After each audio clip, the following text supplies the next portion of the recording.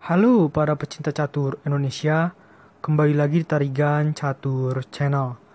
Kali ini Tarigan Catur akan menampilkan partai yang sangat menarik yang Tarigan Catur beri judul Sengit Hingga Akhir.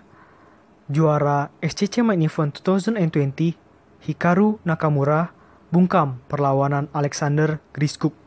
Oke, mengenai informasi pertandingan lebih detail, mari kita simak dalam layar berikut. Ya, pertandingan ini tersaji dalam turnamen Champions Chess Tour Airthings Master Preliminaries 2020, tepatnya pada round pertama, yang berlangsung pada tanggal 26 Desember 2020, sekitar pukul 21.00 waktu Indonesia Barat malam. Pertandingan ini melibatkan pertarungan antara Grandmaster Rusia berperingkat 7 dunia, yaitu Alexander Grischuk, menghadapi perlawanan dari Grandmaster Amerika Serikat berperingkat 20 dunia, yaitu Hikaru Nakamura. Tanpa berlama-lama, langsung saja kita masuk ke papan untuk melihat sengitnya pertarungan antara kedua pemain.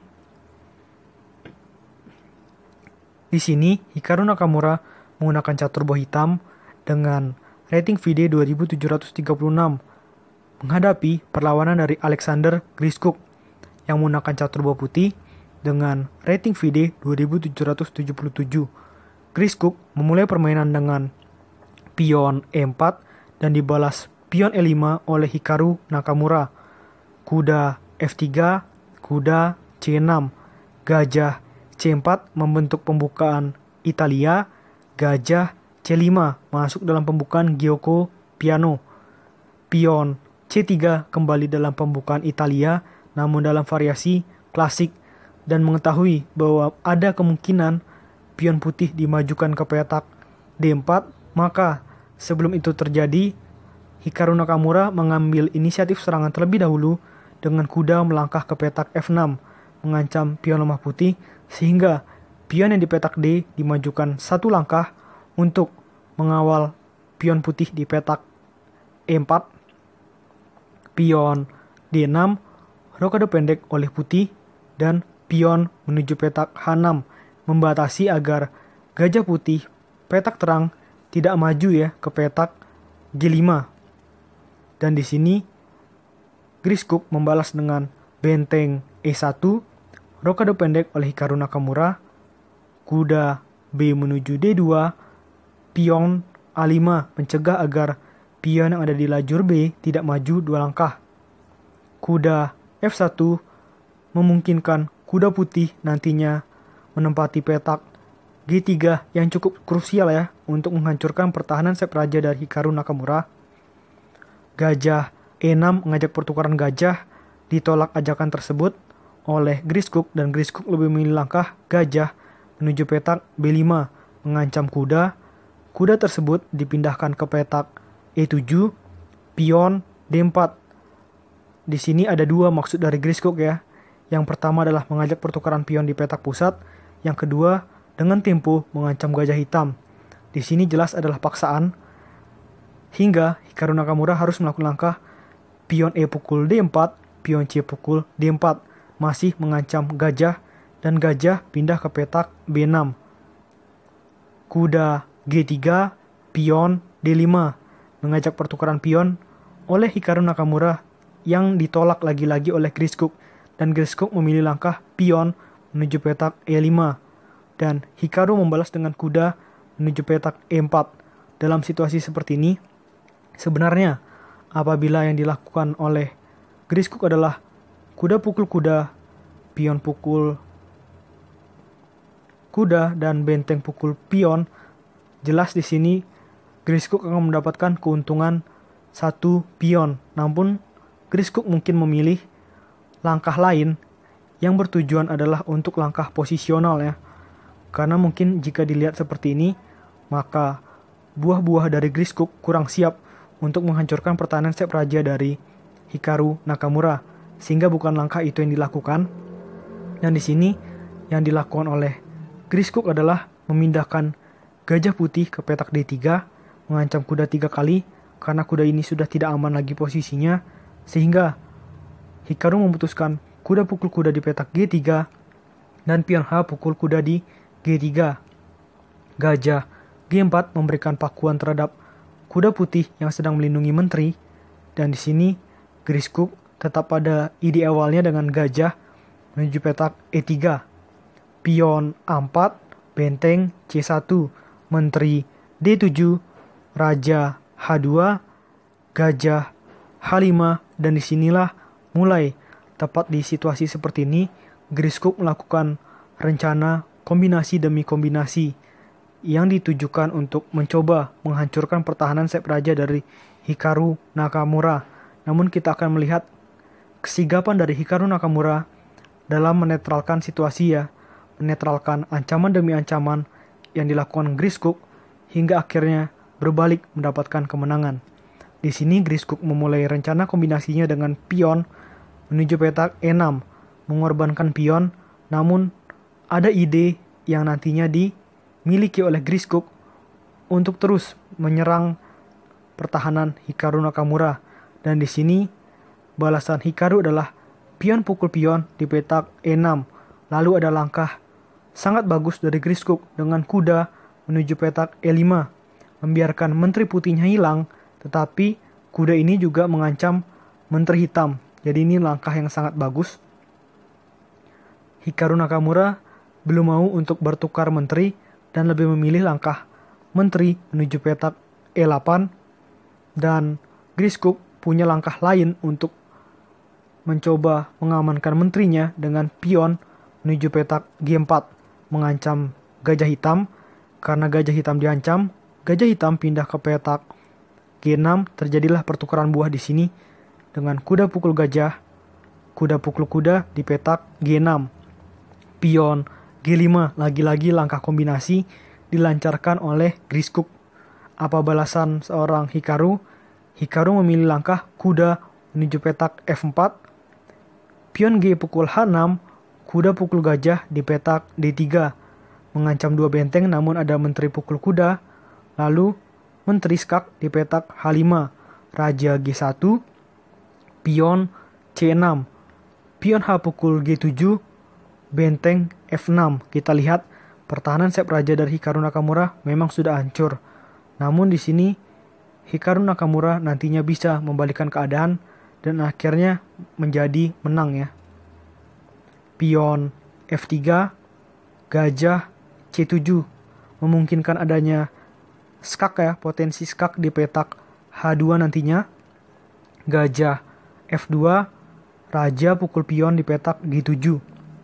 Raja F1, benteng G6, pion G4, menteri H2, raja E2, dan di sini ada langkah gajah menuju petak G3, mengancam gajah putih dua kali ya, dan gajah ini juga terkena pin ya, karena sedang melindungi rajanya. Dan di sini Griskuk karena terpaksa ya melakukan langkah benteng menuju petak F1. Pion E5 ini langkah penting juga dari seorang Hikaru Nakamura untuk membuat posisi dari raja putih semakin lemah. Pion D pukul E5 dan benteng pindah maksudnya ke petak E8, mencoba untuk memukul pion putih yang ada di petak E5, semakin memperlemah posisi raja putih. Namun ternyata Griskuk memilih langkah yang cukup bagus juga dengan melakukan langkah raja menuju petak D1, membiarkan gajah putihnya hilang, dan setelah gajah pukul gajah, maka Griskuk bisa mendapatkan kembali gajah hitam dengan melakukan langkah benteng menuju petak C2. Gajah ini tidak dapat berpindah karena sedang terkena pin, karena sedang melindungi menteri hitamnya. Oleh karena itu, di sini Hikaru Nakamura lebih memilih langkah menteri pukul pion di petak E5, benteng pukul gajah di petak F2. Kita lihat di sini Hikaru Nakamura memiliki 4 pion, 2 benteng, 1 menteri, sama dengan yang dimiliki oleh Alexander Griskuk. Dan ini akan menjadi permainan babak akhir yang sangat sengit ya. Kita lanjutkan. Menteri E3, menteri pukul menteri, benteng pukul menteri. Benteng E2, benteng G menuju E6. Dan inilah kecerdikan dari seorang Hikaru Nakamura dan Alexander Griskuk masuk dalam jebakannya ya, dengan melakukan langkah benteng menuju petak E1.